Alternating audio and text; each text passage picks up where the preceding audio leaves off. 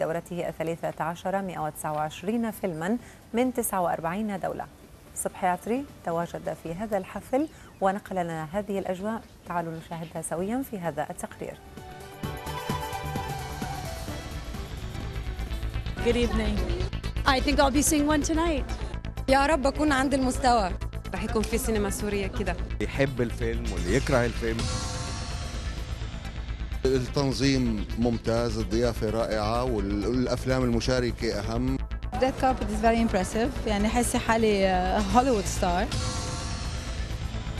ما بس بيطور السينما بالخليج، بيطور السينما بالوطن العربي. مهرجان كبير ومكتمل، نتمنى له أنه يستمر. في يعني ثقافات مختلفة حنشوفها بهذا المهرجان، وهذا أمر كتير مهم ويعني سر نجاح أي مهرجان.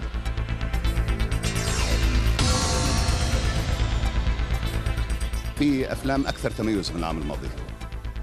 هذا التواصل ضروري بين إخواننا وأشقائنا في الوطن العربي وفي العالم ككل. يعني مهرجان عربي دولي بتمنى له أنه يكون أعم وأشمل إن شاء الله في السنوات المقبلة. يمكن سمعوا أنه أنا نفسي أدخل مجال الدوكيومنتري وشافوا أنه ممكن أكون بفهم، يا رب أنه أكون موجودة في لجنة تحكيم فيها أوسكار نومينيتد زي جيمس لونغلي رئيس اللجنة.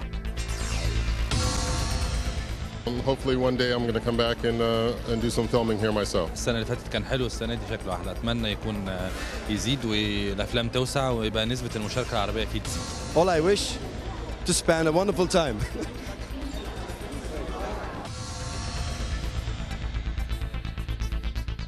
First of all, I'm very honored to have been invited and to have the opportunity to come to the Middle East, which I have never been. الواحد لازم يبقى قد المسؤولية دي أصلاً، وإن هو يقدر يحكم بالعدل، وإن هو يبقى مختلف، وإن شاء الله أقدر أعمل حاجة كويسة. مبسوطة كثير إني متواجدة مع زملائي الفنانين من كل العالم.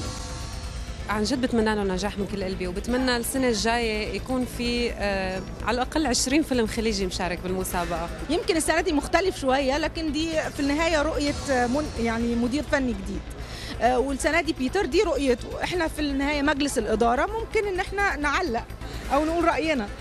التواصل بين الفنانين الأجانب والعرب، وعدا ذلك أنا أمثل دولتي. حاليا بسوريا شوي مشينا على الطريق الصحيح، وضعنا قدمنا على الطريق الصحيح، ما بنقول انه وصلنا بشيء نهائيا، بس نحن ماشيين على الطريق الصحيح. نأمل أن يكون أيضا، ولا زلت أكرر هذا الشيء دائما في كل مقابلة، أن يكون هناك توصيات للصناعة الخليجية السينمائية في المستقبل. بسمع عنه دايما، وبس يعني أنا ما جيت حاسة إنه أحلى حتى من ما توقعت. يعني لما بيشتغل واحد من كل قلبه ورب العالمين بده يكافيه، فإذا أنا متوقع الأفلام اللبنانية تكون جيدة جدا. أنا هنا عشان لجنة تحكيم الأفلام القصيرة، أنا المفروض إن أنا رئيس لجنة تحكيم القصيرة وبقول الروائية.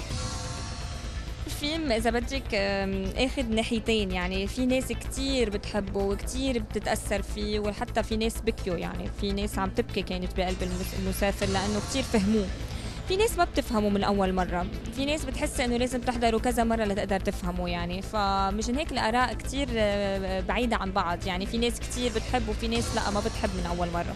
أول مرة الحقيقة بيحصل اختيار فيلم مصري أو عربي في يوم الافتتاح، وده حاجة مهمة ومتميزة لينا. كنت أتمنى أن يكون في أكثر أكشن، يعني عرفت، وشد أكثر يعني بس ممكن لأن أفلام المهرجانات كذي أصلا. يعني سلامة قلبه، أنا سمعت إنه شوي هو مريض، بدي أقول له إنه سلامة قلبه، وهو حتى لو ما كان موجود يعني بجسمه، نحن موجود بقلبنا، يعني وين ما كنا دايما عمر الشريف بقلبنا ودايما بنذكره بالخير.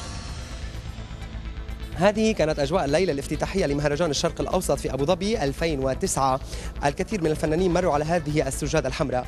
المترقبون ينتظرون من هذا المهرجان الكثير ويعولون عليه الكثير لمشاركة أكثر من 100 فيلم من مختلف أنحاء العالم. صبحي عطري لبرنامج هلا.